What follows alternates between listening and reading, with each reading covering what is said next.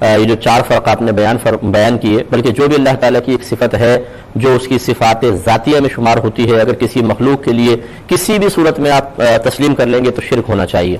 تو صرف سمجھانے کے لیے آپ کو عرض کر رہا ہوں کہ اگر یہ 4 فرق ملحوظ نہ رکھے جائیں تو شاید کوئی بھی پھر حکم شرک سے محفوظ نہیں رہ سکتا ہے۔ مثال کے طور پہ علم اللہ تعالیٰ کی صفت ہے، اور ہمارے پاس بھی علم ہوتا ہے، اللہ نے اسے ہمارا بھی ایک وصف بنایا ہے۔ تو بتائیے اگر کوئی یہ کہے کہ اللہ تبارک و تعالیٰ بھی جانتا ہے کہ اس گلاس میں کیا ہے اور میں بھی جانتا ہوں اس گلاس میں کیا ہے، تو کیا یہ شرک متحقق ہو جائے گا؟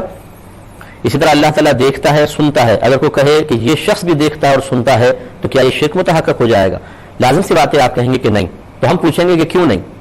جواب یہی ہوگا کہ یہاں 4 فرق ہیں۔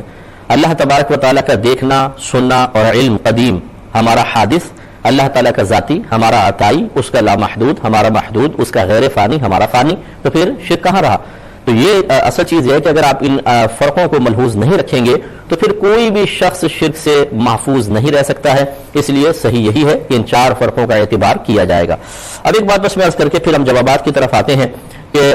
یہ جو بعض اوقات شاید آپ نے کبھی دیکھا ہو کہ مزارات پر بعض لوگ سجدہ ریز ہو جاتے ہیں، اور بعض پیر حضرات ایسے ہوتے ہیں جو پیروں کے نام پر ایک دھبا ہے اور ان کے سامنے ان کے مریدین باقاعدہ سجدہ ریز ہو رہے ہوتے ہیں۔ خود میرے پاس ایسی کلپس آئی ہیں اور ہم نے دیکھا بھی ہے، میں نے تو اپنی ظاہری آنکھوں سے بھی دیکھا ہے کہ ایسے لوگ ہیں۔ تو کیا اس پر فوراً حکم شرک لگا دینا صحیح ہوگا؟ اس پہ تھوڑا سا میں کلام عرض کر دوں۔ پہلی بات تو یہ کہ جو صحیح ائمہ حضرات ہیں اور درست پیر حضرات ہیں، جو صاحب علم بھی ہیں اور صحیح صاحب طریقت ہیں، وہ کبھی بھی ان خرافات کی اجازت نہیں دیں گے، اور وہ ایسا کرتے ہی ہیں کہ اصلاح کی کوشش کرتے ہیں اور اپنے مریدین کو ادب سکھاتے ہیں۔ میں مزید ان کی خدمت میں دائر ادب ہے کہ مزید گزارش کرتا ہوں کہ ان جیسے لوگ کہ جو اہل طریقت کی بدنامی کا باعث بن رہے ہیں اور انہوں نے جعلی آستانے کھول کے ڈبے قسم کے پیر ہیں، اور انہوں نے جو صحیح پیر ہے، جو صحیح پیر مریدی ہے، اس کو بدنام کر کے اس کو کمائی کا ذریعہ بنا لیا ہے، سب کو مل کر ان کے خلاف جہاد کرنا چاہیے، اور اس قسم کی جو خراب خرافات ہیں اس کو خاص طور پر نشاندہی کرنی چاہیے تاکہ لوگ ان چیزوں کو جانیں اور اس قسم کے لوگوں کو کے بارے میں فیصلہ کر لیں کہ یہ حقیقتاً اہل طریقت ہے ہی نہیں بلکہ یہ اہل دولت ہیں۔ انہیں دولت کو حاصل کرنے کے چکر میں اور جھوٹی عزتوں کے لیے انہوں نے اس طرح لوگوں کو گمراہ کر رکھا ہے۔ یہ بہت ضروری ہے۔ تو اب میں سجدے کے بارے میں عرض کرتا ہوں، لیکن ایک اور ہمارے ساتھ ہیں۔ السلام علیکم۔ تو اب گزارش یہ ہے کہ دیکھیں سجدہ 2 طرح کا ہوتا ہے، ایک سجدہ تعظیمی ہوتا ہے، ایک سجدہ عبادت ہوتا ہے۔ اگر سامنے والے کو معبود سمجھ کے سجدہ کیا جائے، عبادت کے لائق سمجھ کر کیا جائے تو یہ سجدہ عبادت کہلائے گا، اور اگر سامنے والے کو عبادت کے لائق تو نہیں لیکن لائق تعظیم سمجھ کے سجدہ کیا جائے تو اس کو سجدہ تعظیمی کہتے ہیں۔ سجدہ تعظیمی بعض شریعتوں میں جائز تھا لیکن ہماری شریعت میں حرام اور گناہ کبیرہ ہے، لیکن کفر و شرک نہیں ہے۔ جیسے آدم علیہ السلام کو فرشتوں نے سجدہ کیا، یوسف علیہ السلام کو ان کے بھائیوں نے سجدہ کیا، اور اس زمانے میں رائج بھی تھا، بلکہ جب نبی کریم صلی اللہ علیہ وسلم نے حضرت معاذ بن جبل رضی اللہ تعالیٰ عنہ کو یمن کا حاکم بنا کر بھیجا اور وہ سرکار سے ملنے کے لیے واپس آئے تو سجدہ ریز ہو گئے، تو سرکار صلی اللہ علیہ وسلم نے فرمایا کہ معاذ یہ کیا؟ تو عرض کیا صلی اللہ علیہ وسلم میں نے عجمیوں کو دیکھا ہے کہ وہ اپنے بڑوں کی تعظیم کے لیے اس طرح سجدہ کرتے ہیں۔ رحمت کونین صلی اللہ علیہ وسلم نے ارشاد فرمایا کہ اب مجھے سجدہ نہ کرنا، اس لیے کہ اگر میں مخلوق کو سجدہ کرنے کا حکم دیتا تو بیویوں کو حکم دیتا کہ وہ اپنے شوہروں کو سجدہ کریں، لیکن سجدہ تو صرف اللہ تبارک و تعالیٰ کے لیے روا ہے۔ لہذا معلوم یہ ہوا کہ ہماری شریعت نے سجدہ تعظیمی بھی منع کر دیا گیا، لیکن اب بھی یہ ہے کہ اگر کوئی سجدہ تعظیمی کرے گا تو یہ کفر یا شرک نہیں ہے، حرام اور گناہ کبیرہ ضرور ہے، اور اگر کوئی سجدہ عبادت کرے گا یعنی سامنے والے کو معبود سمجھ کے کرے گا، عبادت کے لائق سمجھ کے کرے گا تو یقیناً یہ کفر و شرک ہوگا۔ اب اگر کوئی شخص مزار پہ سجدہ کر رہا ہے یا کسی پیر پہ سجدہ کر رہا ہے تو جب تک اس کی قلبی نیت پر ہم آگاہ نہیں ہو جاتے، حکم کفر یا حکم شرک لگانا یہ بہت بڑی جرأت ہے،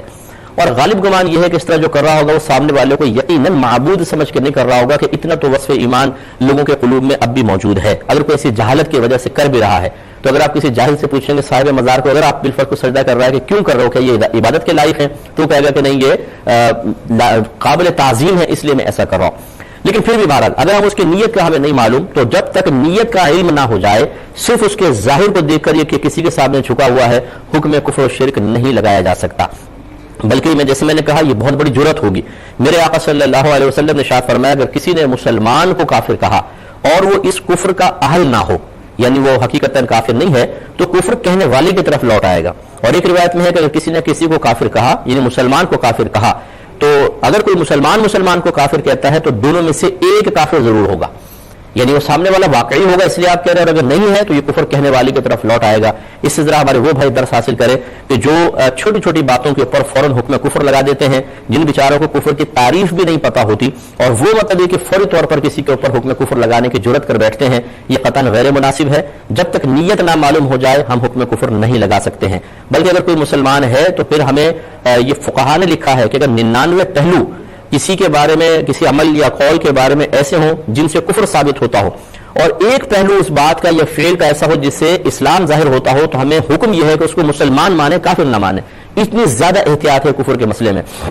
تو آخری بس میں بات سمجھا کر یہ اپنا پھر جوابات کی طرف آتے ہیں کہ اگر آپ کہتے ہیں کہ نہیں بس کوئی بھی سجدہ کرے گا فوراً حکم کفر لگانا جائز ہے، نیت کو ہم نہیں پوچھیں گے، تو پھر میں آپ سے گزارش کرتا ہوں کہ ذرا یہ بتائیے، جمعے کی نماز ہو رہی ہو،